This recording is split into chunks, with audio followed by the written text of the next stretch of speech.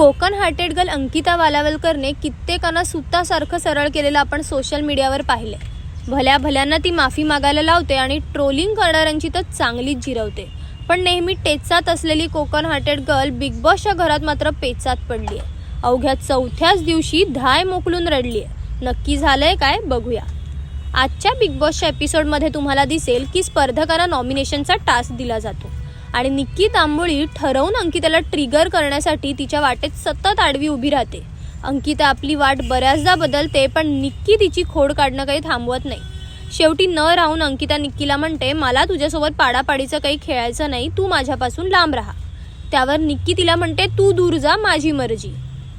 अंकिता निक्कीला उचलून घेत म्हणते की मी आता तुला असं उचलून घेऊ का. अंकिताने उचलून घेतल्यानंतर निक्कीला राग येतो आणि ती म्हणते, माझे हात पाहायचेत का तुला कसे चालतात, परत हात लावलास तर तुझं तोंड मी खलबत्त्याने ठेचेन.